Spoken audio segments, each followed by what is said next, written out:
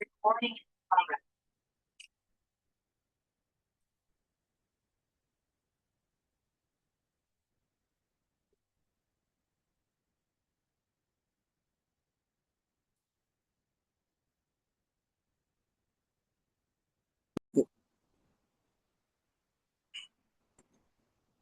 بسم الله الرحمن الرحيم الحمد لله رب العالمين والعاقبة للمتقين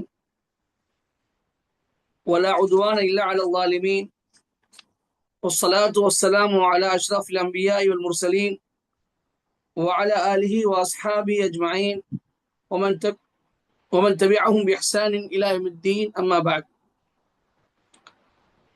قال الله تعالى في القرآن العظيم: ولا تكونوا كالتي نقضت غزلها من بعد قوة أنكاثا. وقال أيضا: إن الله لا يغير ما بقوم حتى يغيروا ما بأنفسهم. وقال أيضا: وما بكم من نعمة فمن الله. அளவற்ற அருளாளனும் நிகரற்ற அன்புடையனுமாகிய அல்லாஹுவின் திருப்பெயரால் எனது உரையை துவங்குகின்றேன். அல்லாஹுவின் சாந்தியும் சமாதானமும் அவனது அருளும் கிருபையும் கருணையும் மன்னிப்பும் இறுதி தூதர் முஹம்மது ஸல்லல்லாஹு அலைஹி வஸல்லம் அவர்கள் மீதும் அவர்களுடைய குடும்பத்தார்கள், அவர்களின் தோழர்கள், தோழியர்கள் அனைவர் மீதும் மூமின்களான உலகத்தில் வாழக்கூடிய அத்தனை மூமினான ஆண் பெண்கள் மீதும் கியாமத் நாள் வரை உண்டாகட்டுமாக. ரப்பி ஷ்ரஹ் லி ஸத்ரி வ யஸ்ஸிர் லி அம்ரி வஹ்லுல் உக்தத்தம் மின் லிசானி யஃப்கஹு கௌலி ரப்பி ஸித்னி இல்மா சுப்ஹானக லா இல்ம லனா இல்லா மா அல்லம்தனா இன்னக அன்தல் அலீமுல் ஹக்கீம். அன்பான சகோதர சகோதரிகளே, ஹஜ்ஜுக்கு பிறகு ஹாஜிகள் எவ்வாறு நடந்து கொள்ள வேண்டும் என்பதை குறித்து இன்றைய என்னுடைய தமிழாக்கம் அமைந்திருக்கின்றது. அன்பான சகோதர சகோதரிகளே, அல்லாஹு ஜல்லஷானஹு தஆலா 16வது அத்தியாயத்தின் 92வது வசனத்தை சொல்லி காட்டுகின்றான்: வலா தகூனு கல்லத்தி நகதத் கஸ்லஹா மின் பஅத் குவத்தின் அன்காஸா. நீங்கள் அந்த பெண்மணியை போன்று ஆகிட வேண்டாம். எந்த பெண்மணி கயிற்றை கடுமையாக முறுக்கி அது திடமாக வலிமை மிகுந்ததாக ஆன பிறகு அதை துண்டு துண்டாக ஆக்கிவிட்டாலோ அதே போன்று நீங்கள் ஆகிவிடாதீர்கள் என்பதை அல்லாஹ் சொல்லி காட்டுகின்றார். ஒரு பெண்மணியை குறித்து ஒரு பெண்மணியை எல்லாம் உதாரணம் காட்டுகிறான். அந்த பெண்மணி கயிறை நெய்யக்கூடியவளாக இருந்தால் கயிறை நெய்து அதை கொஞ்சம் கொஞ்சமாக அதை வலுவாக ஆக்கி பலமாக ஆக்கி நல்ல முறுக்கேறிய பிறகு அவ்வளோ கஷ்டப்பட்டு கொஞ்சம் கொஞ்சமாக அதை சிறிதாக இருந்து பெரிதாக ஆக்கி அதை வலிமை மிகுந்த ஒரு ஒரு ஸ்ட்ராங்கான ஒரு கயிறாக ஆக்கிய பிறகு அதை துண்டு துண்டாக ஆகிவிடுகிறார். தான் கஷ்டப்பட்டு செய்ததையே மீண்டும் அதை ஒண்ணுமே இல்லாமல் துண்டு துண்டாக அதை அவிழ்த்து விடுகிறாள் என்ற ஒரு பெண்மணியை குறித்து அல்லாஹ் சொல்லி அவளை போன்று நீங்கள் ஆக வேண்டாம் என்பதை சொல்லி காட்டுகின்றார். அதாவது நீங்கள் கஷ்டப்பட்டு பல பொருளாதாரத்தை செலவழித்து உங்களுடைய அத்தனை சக்திகளையும் பயன்படுத்தி ஹஜ்ஜுக்கு வந்து நல்ல முறையில் ஹஜ்ஜுடைய கிரியைகளை எல்லாம் செய்து பிறகு நீங்கள் ஊர் திரும்பிய பிறகு நீங்கள் பழைய நிலைக்கு சென்று விட வேண்டாம். தொடர்ந்து அதே நிலையிலே நீங்கள் இருங்கள். தொடர்ந்து சாலிஹான் அமல் செய்து கொண்டிருங்கள். தொடர்ந்து அல்லாஹ்வின் அச்சத்திலே வாழுங்கள். அல்லாஹ்வுக்கும் கட்டுப்பட்டு நடந்து கொண்டே இருங்கள். நீங்கள் நல்வழியிலிருந்து தீய வழிக்கு நீங்கள் மாறிவிட வேண்டாம். அப்படி மாறியீர்கள் என்றால் நீங்கள் கஷ்டப்பட்டு சிரமப்பட்டு செய்த அத்தனை இபாதத்துகளும் நீங்கள் ஹஜ்ஜிலே நீங்கள் அரஃபாவிலே தொடர்ந்து திக்குகளில் துவாக்களில் ஈடுபட்டிருந்தீர்கள். மினாவிலே தொடர்ந்து திக்குகளிலும் துவாக்களில் ஈடுபட்டுக் கொண்டிருந்தீர்கள்.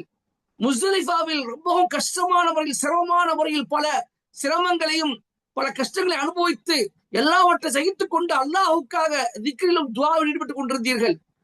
பிறகு நீங்கள் காபாவிலே, மஸ்ஜித் ஹராமிலே அல்லாஹுக்காக தவாஃபும் சஅயும் செய்தீர்கள். எல்லா விதமான காரியங்கள் அல்லாஹுக்காக செய்தீர்கள். அல்லாஹ் தூதர் காட்டித்த வழியின்படி செய்தீர்கள்.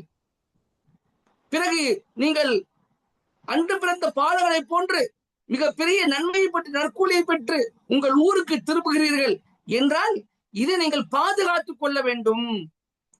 இந்த நிலையை நீங்கள் பாதுகாத்துக் கொள்ள வேண்டும். மீண்டும் தவறான பாதைக்கு சென்று பாவங்களை செய்யக்கூடியவர்களாக நீங்கள் ஆகிவிடக் கூடாது என்பதற்காக அல்லாஹு தாலா இந்த உதாரணம் சொல்லி காட்டுகின்றார். ஒரு பெண்மணியை குறித்து உதாரணம் சொல்லி காட்டி, எப்படி அந்த பெண்மணி அதாவது கயிறுகளை சிறிது சிறிதாக நெய்து அதை முறுக்கேற்றி பலம் உள்ள ஒன்றாக ஆக்கிய பிறகு மீண்டும் அதை துண்டு துண்டாக ஆக்கி ஒண்ணுமே இல்லாமல் பழைய நிலைக்கு ஆக்கி விடுகிறாரோ அப்படி போன்று நீங்க அப்படிப்பட்ட பெண்ணை போன்று ஆக வேண்டாம் என்பதாக அல்லாஹ் தாலா அழகான உதாரணத்தை கொண்டு சொல்லி காட்டுகின்றார். அருமை சகோதரர்களே, அல்லாஹ் ஜல்லஷானஹு தஆலா இன்னொரு வசதி சொல்லுகிற பொழுது, இன்னல்லாஹ லா யுகையிரு மா பிகௌமின் ஹத்தா யுகையிரு மா பிஅன்ஃபுஸிஹிம், நிச்சயமாக எந்த ஒரு சமுதாயமும் தன்னைத்தானே மாற்றிக்கொள்ளாத வரை அல்லாஹ் அந்த சமுதாயத்தை மாற்றுபவனாக இல்லை என்று சொல்கிறான். நாம் திருந்திருக்கோம் என்று சொன்னால் நாம் தான் திருந்த வேண்டும். திருந்ததுக்குண்டான எல்லா வழியையும் அல்லாஹ் என்ன செய்தான், நமக்கு காட்டிவிட்டான். எல்லா பாதையும் காட்டிவிட்டான். நல்ல முறையில் வாழ்வதற்குண்டான அனைத்து பாதைகளையும் ரப்புல் ஆலமீன் நமக்கு தெளிவாக்கி விட்டான். அப்ப நாம் தான் அதை தேர்ந்தெடுத்து அதை வாழ்ந்து நம்மை நாம் மாற்றிக்கொள்ள வேண்டுமே தவிர நாம் மாறுகிற அல்லாஹு தாலா நம்மிடம் இருக்கக்கூடிய அந்த நியாமத்துகள் அறுப்படைகள் எல்லாம் மாற்ற மாட்டான் என்பதை இந்த வசனம் நமக்கு தெளிவாக சொல்லி காட்டுகின்றது. ஆக ஹாஜிகள் அல்லாஹுடைய நற்கூலியை பெற்று உண்மையான ஒரு இஹ்லாஸான முறையில் தன்னுடைய இபாதத்துகளை இஹ்லாஸான முறையில் ஆக்கி கொண்டிருந்தார்கள் என்றால், அப்பழுக்கற்ற முறையில் அந்த இபாதத்துகளை அல்லாஹ்வுக்காக மட்டுமே ஆக்கி வணங்கி இருந்தார்கள் என்றால், தூய்மையான மனதோடு அந்த இபாதத்துகளை ஹஜ்ஜுடைய கிரியைகளை செய்திருந்தார்கள் என்றால் நிச்சயமாக அல்லாஹ்விடம் அவர்களின் அந்த இபாதத்துகள் ஏற்றுக்கொள்ளப்பட்டு அன்று பிறந்த பாலகனை போன்று பாவமற்றவர்கள் திரும்பி இருப்பார்கள் என்று எந்த ஒரு சந்தேகமும் இல்லை. ஆனால் அந்த இடத்தில் இஹ்லாஸ் இல்லாமல் ஏனோ தானோ என்று ஒன்னும் அறியாமல் ஹஜ்ஜின் கிரியைகளை எவர் அமைத்துக் கொண்டாரோ நிச்சயமாக அவருக்கு அந்த இபாதத்துகள் முழுவதும் வீணாகி விடும் என்பதைத்தான் ஹதீஸ்களில் நாம் காண முடிகின்றது. அல்லாஹு ஜல்லஷானஹு தஆலா ஸல்லல்லாஹு அலைஹி வஸல்லம் சொல்லி காட்டுகின்றார்கள், அய்யுஹன்னாசு இன்னல்லாஹ தய்யிபுன் லா யக்பலு இல்லா தய்யிபா. மக்களே, நிச்சயம் அல்லாஹு தஆலா தூய்மையானவன், அவன் தூய்மையானதை தவிர எதையும் அவன் செய்ய மாட்டான், ஏற்றுக்கொள்ள மாட்டான் என்று அல்லாஹ் சொன்னார்கள். அல்லாஹு தஆலா சொல்லி காட்டுகின்றான், இன்னமா தகப்பலுல்லாஹு மினல் முத்தகீன். அல்லாஹு தஆலா வணக்கங்களை ஏற்றுக்கொள்ளுவதெல்லாம் இறையச்ச உடையவர்களிடம்தான், பயபக்தி உடையவர்களிடம்தான் என்ன செய்யறான், இபாதத்தை ஏற்றுக்கொள்கிறான். தக்வாவின் அடிப்படையில் செய்யப்படக்கூடிய இபாதத்துக்கு அல்லாஹ் ஏற்றுக்கொள்ளப்படும். யார் தக்வா இருக்கின்றதோ அவர்களுக்கு இஹ்லாஸ் என்பது இருக்கும். எனவே இஹ்லாஸ் என்ற தக்வா அடிப்படையில் யார் இபாதத் செய்திருந்தாலும் அதெல்லாம் எதை செய்வான், அதை ஏற்றுக்கொண்டிருப்பான். இது ஹாஜிகளுக்கு சொல்லப்படக்கூடிய முதல் விஷயமாக இருக்கின்றது. இரண்டாவதாக ஹாஜிகள் செய்ய வேண்டிய இரண்டாம் முக்கியமான விஷயம் என்று சொன்னால் அஷ்ஷுக்குர், நன்றி செலுத்துதல். அல்லாஹ் ஜல்லஷானஹு தஆலா உங்களுக்கு உடல் ஆரோக்கியத்தை கொடுத்தான், பொருளாதார வசதியை கொடுத்தான், அதுதான் உங்களால் ஹஜ் செய்ய முடிந்தது. வலில்லாஹி அலன்னாஸ் ஹஜ்ஜுல் பைத் மன் இஸ்ததா இலைஹி சபீலா. அல்லாஹ்வுடைய அந்த வீட்டின் பக்கம் செல்வதற்கு யார் சக்தியை பெற்றிருக்கிறார்களோ அவர்கள் மீது அல்லாஹ்வுக்கு ஹஜ் செய்வது கடமையாகின்றது என்று அல்லாஹ் சொல்லி காட்டுகின்றார். சக்தி பெற்றிருக்கிறார்கள் என்றால் ரெண்டு விதமான சக்தி, ஒன்று பொருளாதார சக்தி, இன்னொன்று உடல் சக்தி. அப்ப உடல்ல சக்தி இல்லாம பொருளாதார வசதி மட்டும் இருக்குது என்று சொன்னாலும் ஹஜ் கடமை இல்லை. உடல் ஆரோக்கியம் இருந்து பொருளாதார வசதி இல்லை என்று சொன்னாலும் ஹஜ் கடமை இல்லை. ஆக ரெண்டு சக்தி இருக்கணும், பொருளாதார வசதி இருக்கணும், உடல் வலிமையும் இருக்கணும், உடலில் ஆரோக்கியம் இருக்கணும். ரெண்டும் இருந்தால்தான் நேசியம் ஹஜ் செய்ய முடியும். அப்ப அல்லாஹ் ஜல்லல்லாஹு தஆலா ஒரு சிலருக்கு ஆரோக்கியத்தை கொடுத்திருக்கின்றான், ஆனால் பொருளாதார வசதி கொடுக்கவில்லை. ஒரு சிலருக்கு பொருளாதார வசதி கொடுத்திருக்கின்றான், ஆனால் ஆரோக்கியத்தை கொடுக்கவில்லை. ஒரு சிலருக்கு ரெண்டும் இருந்துமே, ஆரோக்கியம் இருந்து பொருளாதார வசதியும் இருந்து ஹஜ் செய்வதற்குண்டான எண்ணமே இல்லாமல் இருந்து கொண்டிருக்கின்றார்கள். இப்படிப்பட்ட மக்களுக்கு மத்தியில் அல்லாஹ் அவங்களுக்கு ரெண்டு சக்தியையும் கொடுத்து, ஆரோக்கியத்தையும் கொடுத்து, பொருளாதார வசதியும் கொடுத்து உங்களுக்கு ஹஜ் செய்வதற்கு சக்தி, அதாவது ஹஜ் செய்வதற்கு வாய்ப்பளித்திருக்கிறானே, அப்படிப்பட்டவனுக்கு நீங்கள் நன்றி செலுத்த வேண்டும். அதாவது ரெண்டு விதமான சக்தியும் இருந்தும் ஹஜ் செய்கின்ற எண்ணமே இல்லாமல் இருக்கக்கூடிய மக்களுக்கு மத்தியில் அல்லாஹ் நமக்கு அந்த எண்ணத்தையும் கொடுத்து, அந்த ஹஜ்ஜுக்குண்டான எண்ணத்தையும் நமக்கு கொடுத்து, ஹஜ் செய்வதற்குண்டான பாக்கியத்தை கொடுத்தானே, அதற்கு நன்றி செலுத்த வேண்டும். அல்லாஹ் சொல்லி காட்டுகின்றான், ஒமா பிக்கும் மின் நிஅமத்தின் ஃபமினல்லாஹ். எந்த ஒரு நிஅமத்தெல்லாம் உங்களோடு இருக்கின்றதோ அவை அனைத்தும் அல்லாஹ்விடம் இருந்து அவங்களுக்கு கிடைத்திருக்கின்றது என்பதாக சொல்லி காட்டுகிறான். அதே போன்று இன்னொரு இடத்துல சொல்கிறான், வஆதாக்கும் மின் குல்லி மா சஅல்துமுஹு. அல்லாஹ்ட்ட எதையெல்லாம் கேட்டீங்களோ எல்லாவற்றையும் அல்லாஹ் உங்களுக்கு கொடுத்தான். வஇன் தஉது நிஅமத்தல்லாஹி லா துஹ்ஸூஹா. அல்லாஹ்வுடைய அருட்கொடைகளை நீங்கள் என்ன நாடினால் நீ என்ன செய்ய முடியாது, அதை கணிக்க முடியாது. இன்னல் இன்சான லலூமுன் கஃபார். நிச்சயமாக மனிதன் அநியாயக்காரனாகவும் நன்றி கெட்டனாகவும் இருக்கிறான் என்பதாக அல்லாஹ் சொல்லுகிறான். அப்போ அல்லாஹ் ரப்புல் ஆலமீன் நமக்கு கொடுத்த இந்த நிஅமத்தை என்ன செய்யணும், நிஅமத்துக்கு நன்றி உடையவர்களாக நாம் இருக்க வேண்டும். ஹசன் பஸ்ரி ரஹிமஹுல்லாஹ் சொல்லி காட்டுகின்றார்கள், ஒரு மனிதருடைய ஹஜ் ஏற்றுக்கொள்ளப்பட்டதற்கான அடையாளம் என்ன என்று என்பதை பற்றி அவர்கள் சொல்லும் பொழுது அவர்கள் சொல்கிறார்கள், عندما سئل عن علامات الحج المبرور الذي يقبله الله. அல்லாஹ் தஆலா எந்த ஹஜ்ஜை ஏற்றுக்கொள்வானோ அப்படிப்பட்ட தூய்மையான ஹஜ்ஜின் அடையாளங்களை குறித்து ஹசன் பஸ்ரி ரஹிமஹுல்லாஹ் கேட்கப்பட்ட போது அவர்கள் சொன்னார்கள், அல் ஹஜ்ஜுல் மப்ரூர், ஏற்றுக்கொள்ளப்பட்ட ஹஜ் எப்படி இருக்கும் என்றால், அன் தஊத ஸாஹித் ஃபி துன்யா ராகிபன் ஃபில் ஆখিরাহ. நீ உலக பற்றற்றவனாக நீ திரும்ப வேண்டும். ஒரு மனிதன் ஹஜ் செய்ததற்கு பிறகு உலகத்தின் மீது மோகம் இல்லாதவனாக, உலக பற்றற்றவனாக திரும்ப வேண்டும். ராகிபன் ஃபில் ஆখিরাহ, மறுமை குறித்து ஆசை கொள்ளக்கூடியவனாக, மறுமைக்காக தன்னை தயார்படுத்தி வாழக்கூடியவனாக அவன் திரும்ப வேண்டும். அப்படி திரும்பினால், அப்படிப்பட்ட ஒருவனாக இருந்தால் ஹஜ்ஜுக்கு பிறகு இந்த மாதிரி வாழ்க்கை, உலக பற்றற்ற ஒரு வாழ்க்கையை, மறுமையை பயந்த வாழ்க்கையை, மறுமைக்காக தன்னை தயார்படுத்திக் கொள்ளக்கூடிய ஒரு வாழ்க்கையை ஒரு மனிதன் வாழ்கிறான் என்றால் அவனுடைய ஹஜ் ஏற்றுக்கொள்ளப்பட்டதாக இருக்கின்றது, அதுக்கு நான் ஏற்றுக்கொள்ளப்பட்டது அடையாளமாக இருக்கின்றது என்று அவர்கள் சொன்னார்கள். இதைத்து அல்லாஹ் தஆலா சொல்லி காட்டுகின்றான், இபாதத் என்பது ஒரு குறிப்பிட்ட காலகட்டத்தில் நின்று விடுவதில்லை. ஹஜ்ஜுக்கு போடுகின்ற சொன்னா அந்த ஹஜ்ஜுடைய கிரியைகள், அந்த சமயத்தை செய்யக்கூடிய இபாதத்துகள் அங்க மட்டும் நின்று விடுவதில்லை.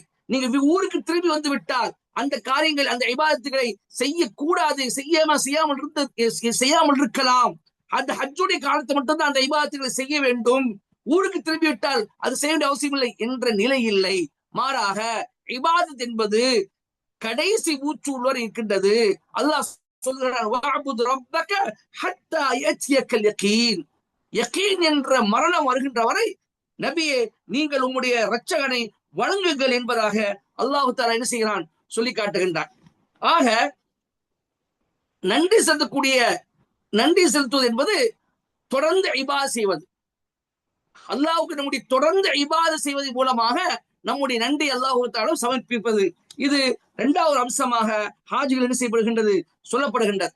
அடுத்ததாக ஹஜ் செய்வதற்கு ஹலாலான பொருளாதாரத்தை பயன்படுத்தி இருந்தால் அந்த ஹஜ் ஏற்றுக்கொள்ளப்பட்டிருக்கும். ஹராமான பொருளாதாரத்தில் அது செய்யப்பட்டிருந்தால் அந்த ஹஜ் நிராகரிக்கப்பட்டிருக்கும். அவ்வாறு ஹலாலான பொருளாதாரத்தில் சம்பாதித்து அதன் மூலமாக ஹஜ் செய்தவர்கள் ஹஜ் செய்த பிறகு தொடர்ந்து ஹலாலான சம்பாத்தியத்தை அவர்கள் செய்ய வேண்டும். ஹலாலாகவே அவர்கள் சம்பாதிக்க வேண்டும், ஹலாலாகவே அவர்கள் சாப்பிட வேண்டும், ஹலாலான வாழ்க்கை அவர்கள் வாழ வேண்டும். ஹலாலை தவிர்த்து ஹராமான பாதை அவர்கள் தேர்ந்தெடுக்க கூடாது என்ற விஷயமும் ஹாஜிகளுக்கு சொல்லப்படுகின்றது. அல்லாஹு தூதர் ஸல்லல்லாஹு அலைஹி அவர்கள் சொன்னார்கள், இன்னல்லாஹ அய்யுஹன்னாஸ், மக்களே, இன்னல்லாஹ் தய்யிபுன் லா யக்பலு இல்லா தய்யிபன், நிச்சயம் அல்லாஹ் தஆலா தூய்மையானவன், அவன் தூய்மை தவிர எதையும் ஏற்றுக்கொள்ள மாட்டான். வ இன்னல்லாஹ அமரல் முஃமினீன பிமா அமரல் முர்சலீன், அல்லாஹ் தஆலா தன் தூதர்களுக்கு எதை கட்டளையிட்டானோ அதைத்தான் மூமின்களுக்கும் கட்டளையாக இடுகிறான். என்ன கட்டளை அது? அல்லாஹ் குர்ஆனில் வசனம் சொல்லுகிறான், சூரத்து மூமினூன்ல, யா அய்யுஹர் ருசுலு குலூ மினத் தய்யிபாத்தி அமலு ஸாலிஹா, தூதர்களே, நீங்கள் நல்லவற்றிலிருந்து உண்ணுங்கள், மேலும் நீங்கள் நற்காரியங்களை செய்து கொண்டிருங்கள். இன்னி பிமா தஅமலூன பஸீர், நிச்சயமாக நான் நீங்கள் செய்யக்கூடியவர்களை பார்த்து கொண்டிருக்கிறேன் என்று அல்லாஹ் சொல்லி காட்டுகின்றான். இப்ப தூதர்களுக்கு நல்லவையே நீங்கள் சாப்பிடுங்கள், பிறகு நல்ல அமல்களை நீங்கள் செய்து கொண்டிருங்கள் என்று அல்லாஹ் எந்த கட்டளை பிறப்பித்தானோ அதே கட்டளை தான் என்ன செய்கிறான், மூமின்களுக்கும் பிறப்பித்துக் கொண்டிருக்கிறான். தொடர்ந்து ரசூல் ஸல்லல்லாஹு அலைஹி வஸல்லம் தும்ம ذكر الرجل, இந்த விஷயத்தை சொல்லிவிட்டு ரசூல் ஸல்லல்லாஹு அலைஹி அவர்கள் ஒரு மனிதரை குறித்து நினைவு கூர்ந்தார்கள். அந்த மனிதர் யுதீலு ஸஃபர அஷ்அஸ அக்பர, ஒரு மனிதர் நீண்ட நாள் பயணத்தை உடையவராக இருக்கிறார், தலையெல்லாம் புழுதி படர்ந்திருக்கின்றது. அகுபர, தலைவிரி கோலமாகவும் புழுதி படர்ந்தவராகவும் ஒரு நீண்ட நெடிய பயணத்தை மேற்கொண்ட ஒரு மனிதர் இருக்கிறார். அவர் எமுத்து எதைகிற சமா, யா ரப் யா ரப், அவர் வானத்தை நோக்கி தன்னுடைய இரு கைகளையும் நீட்டியவராக யா ரப் என் ரட்சகனை என்று அல்லாஹ்வுடன் துஆ செய்கிறார். ஆனால் ஹராம், அவருடைய உணவு ஹராமாக இருக்கின்றது. மஷரபு ஹராம், அவருடைய குடிப்பு பானம் ஹராமாக இருக்கின்றது. ஹராம், அவருடைய ஆடை, அவர் உடுத்திருக்கக்கூடிய உடைகள் எல்லாம் ஹராமாக இருக்கின்றன. ஹராம், அவர் ஹராமையே சாப்பிட்டு கொண்டிருக்கிறார் என்றால் அப்படிப்பட்ட மனிதராக அவர் இருக்கின்றார். அப்படி இருக்கும் பொழுது அன்னா யுஸ்தஜாபு லஹு, அவருக்கு எப்படி அந்த துஆ ஏற்றுக்கொள்ளப்படும் என்பதாக ரசூல் ஸல்லல்லாஹு அலைஹி சொல்லி காட்டுகின்றார்கள். அபூ ஹுரைரா ரலியல்லாஹு தஆலா அன்ஹு அறிவிக்கும் ஒரு ஹதீஸ் முஸ்லிம்ல இடம்பெறுகின்றது.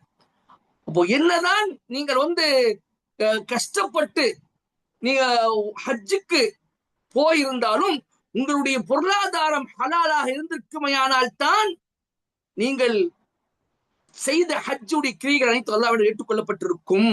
இல்லை என்றால் அது அல்லாஹ்வால் நிராகரிக்கப்பட்டிருக்கும் என்பதை இந்த ஹதீஸ் நமக்கு தெளிவாக உணர்த்துகின்றது.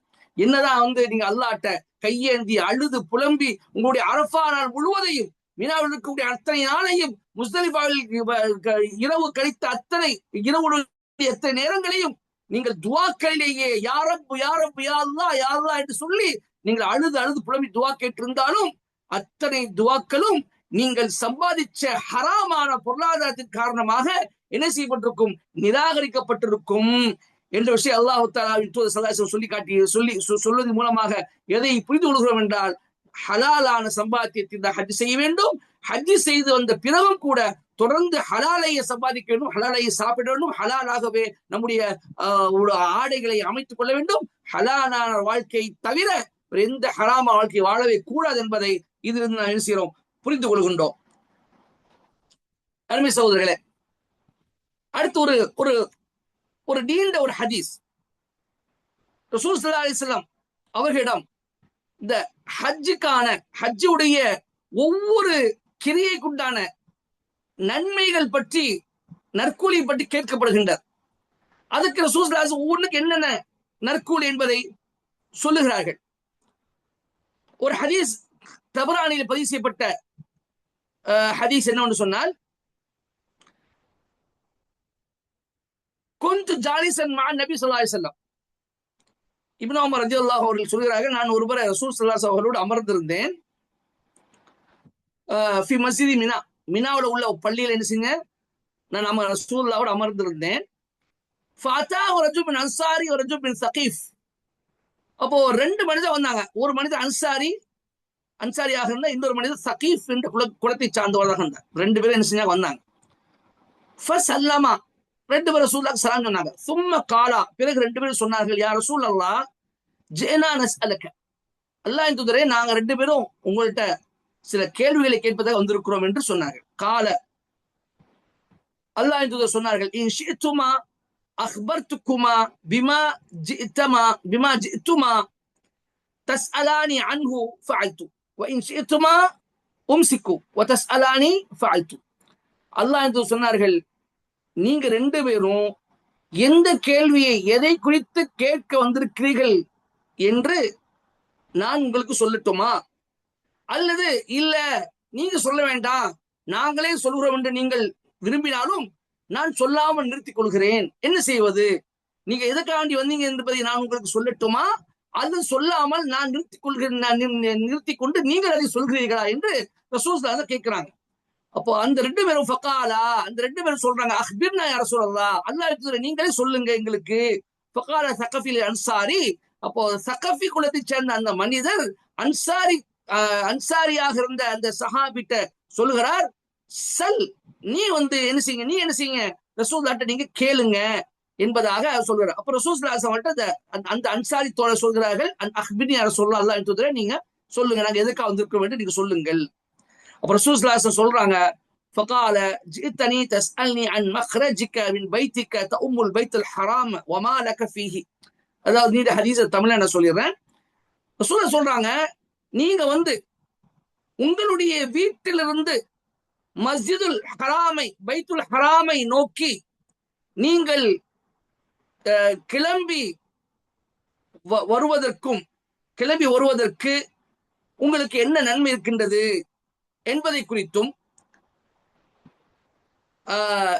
தவாஃபுக்கு பிறகு 2 ரக்காத்து தொழுவதை குறித்தும் அதற்கான நன்மை உங்களுக்கு என்ன இருக்கு என்பதை குறித்தும், சஃபா மர்வாக்கு இடையில் ஓடுவதை குறித்தும் அதற்கு உங்களுக்கு என்ன நன்மை இருக்குது என்பதை குறித்தும், அரஃபாவில் தங்குவதை குறித்தும் அதற்கு உங்களுக்கு என்ன நன்மை இருக்குது என்பதை குறித்தும், நஹர் 10வது நாளில் நீங்கள் கொடுக்கக்கூடிய குர்பானை குறித்தும் அதுக்கான உங்களுக்கு நன்மை என்ன என்பதை குறித்தும், பிறகு தவாஃப் இஃபாதா அதை குறித்தும் அதற்கு உங்களுக்கு என்ன நன்மை கிடைக்கும் என்பதை குறித்தும் நீங்கள் கேட்பதற்காக வந்திருக்கிறீர்கள், சரிதானே என்று ரசூலுல்லாஹ் சொல்றாங்க. ஃபகாலா, அந்த ரெண்டு பேரும் சொன்னாங்க, வல்லதி பஅஸக பில் ஹக்கி லஅன் ஹாதா ஜிது அஸ்அலு. அப்போ அந்த அன்சாரி சொல்கிறார், அல்லாஹ்வின் தூதரே, சத்தியத்தை கொண்டு உங்களுக்கு அனுப்பிய அல்லாஹ்வின் சத்தியமாக இதை குறித்து தான் நான் உங்களிடம் கேட்க வந்தேன் என்று சொல்கிறார். உடனே ரசூலுல்லாஹ் அவர்கள் சொல்கிறார்கள், فإنك إذا خرجت من بيتك تؤم البيت الحرام لا تضع ناقتك خفا ولا ترفعه إلا كتب له حسنة.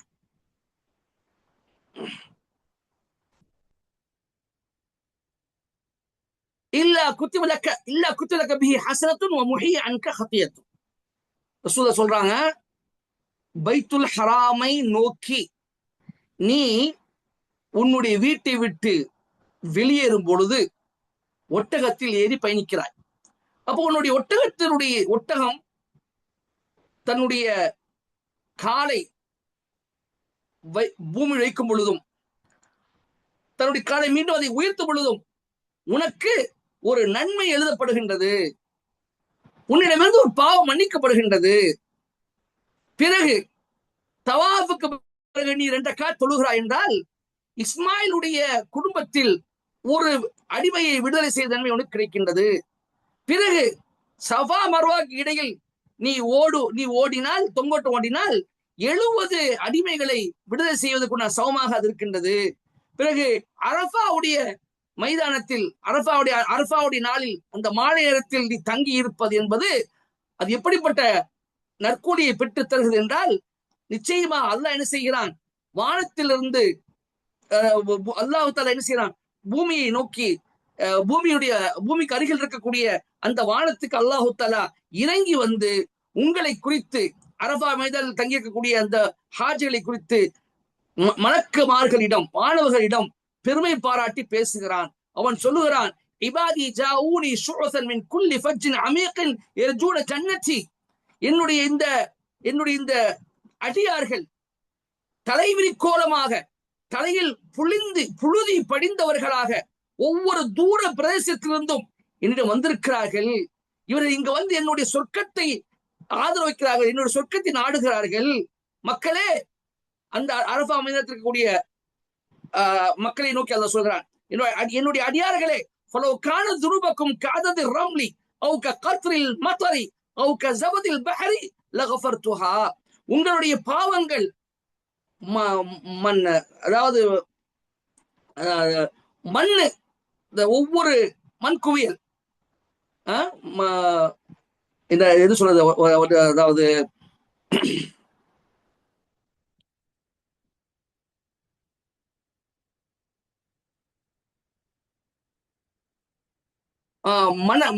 மணல் துகள்களின் எண்ணிக்கை அளவுக்கு இருந்தாலும், மழை துளிகளின் எண்ணிக்கை அளவுக்கு இருந்தாலும், கடல் நுரையின் அளவுக்கு இருந்தாலும் நான் அவற்றை மன்னித்து விடுவேன். பிறகு நீங்கள் மன்னிக்கப்பட்டவர்களாக திரும்புங்கள், மேலும் நீங்கள் பரிந்துரை செய்தவர்களுக்கும் மன்னிப்பு உண்டு என்று கூறுவான். பிறகு சொல்றாங்க, நீ ஜமராத்களில் கல் எரியும் போது ஒவ்வொரு கல்லுக்கும் ஒரு பெரிய பாவம் மன்னிக்கப்படும். நீ பலியிடும் குர்பானி, அந்த பிராணி இருக்குது, உன் இறைவனிடத்தில் சேமிக்க வைக்கப்பட்ட நற்கூலியாக இருக்கும். நீ தலையை மொட்டையடிக்கும் போது ஒவ்வொரு முடிக்கும் ஒரு நன்மை கிடைக்கும், ஒரு பாவம் அளிக்கப்படும். அதன் பின் நீ செய்யும் தவாஃப் இஃபாதாவில் அந்த தவாஃப் இஃபாதாவை செய்யும் பொழுது எந்த பாவம் இல்லாதவனாக நீ திரும்புவாய். அப்போது ஒரு மலக்கு வந்து உன்னுடைய இரு தோள்களுக்கு நடுவில் தனது கைகளை வைத்து சொல்லுவார். என்ன சொல்லுவார் என்றால், இஅமல் ஃபீமா யுஸ்தக்பல் ஃபகத் குஃபிர லக மா மதா. இனிமேல் நற்செயல்களில் ஈடுபடு, கடந்தவை அனைத்து உனக்கு மன்னிக்கப்பட்டு விட்டன என்று சொல்லுவார் என்பதாக ரசூல் ஸல்லல்லாஹு அலைஹி வஸல்லம் சொல்லி காட்டுறார். நீண்ட ஒரு ஹதீஸ். ஒவ்வொரு கிரியைக்கும் என்ன நன்மை உண்டு, நற்கூலி உண்டு என்பது ரசூல் ஸல்லல்லாஹு அலைஹி வஸல்லம் தெளிவாக விளக்க கொடுத்திருக்கிறார். இப்ப இந்த ஹதீஸ்ல இருந்து நம்ம தெளிவாக ஒன்றை நாம் புரிந்து கொள்கின்றோம். இந்த கிரியைகளை எல்லாம் இஹ்லாஸான முறையில் ஒரு மனிதன் நிறைவேற்றியிருந்தான் என்று சொன்னால் இத்தனை நன்மைகளும் இத்தனை நற்கூலி என்ன செய்யணும், அவருக்கு கிடைச்சிருக்கும்.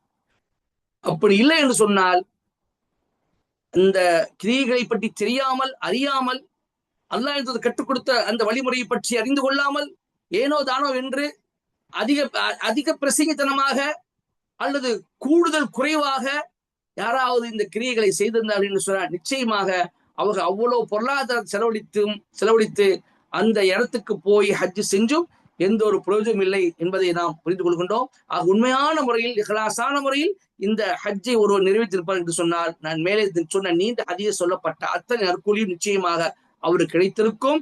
எனவே அருமை சகோதர சகோதரிகளே, ஹஜ்ஜு என்பது மிகவும் மிகவும் பிரம்மாண்டமான, மிகவும் மகத்துவமிக்க, அல்லாஹ் நீதான் எஜமான், நான் உன்னுடைய அடிமை என்று முற்றிலும் அவனுக்கு தன்னுடைய அடிமைத்தனத்தை பறைசாற்றக்கூடிய மாபெரும் வணக்கமாக இருப்பதை நாம் தெரிந்து கொள்ள வேண்டும். யாரெல்லாம் ஹஜ் செய்தார்களோ அவர்களுடைய ஹஜ்ஜை அல்லாஹு தாலா ஏற்றுக்கொண்டு அவர்களுக்கு அதுக்குண்டான முழுமையான பூர்ணமான நற்கூலியை வழங்கட்டுமாக. யாரெல்லாம் ஹஜ் இது செய்யவில்லையோ அவர்களுக்குண்டான ஹஜ் செய்வதற்குண்டான பாக்கியம் அல்லாஹ் அவர்களுக்கு கொடுப்பானாக. யாருக்கு ஹஜ் செய்வதற்குண்டான வசதி வாய்ப்பு இல்லையோ அவர்களுக்கு அந்த வசதி வாய்ப்பு அல்லாஹ் ஏற்படுத்தி கொடுப்பானாக. யாருக்கு உடல் ஆரோக்கியம் இல்லையோ அவர்களுக்கு உடல் ஆரோக்கியத்தை அல்லாஹு தாலா கொடுப்பானாக. உடல் ஆரோக்கியத்தையும் பொருளாதார வசதியையும் கொடுத்தும் யார் இன்னும் ஹஜ் செய்யாமல் இருக்கிறார்களோ அவருக்கு ஹஜ் செய்யக்கூடிய எண்ணத்தை அல்லாஹு தாலா வழங்குவானாக. இவ்வாறு பலதரப்பட்ட துவாக்களோடு என்னுடைய இந்த உரைக்கு திரையிடுகின்றேன். வாஹிதாவான் அல்ஹம்துலில்லாஹி ரப்பில் ஆலமீன். அஸ்ஸலாமு அலைக்கும் வரஹ்மத்துல்லாஹி வபரகாத்துஹு.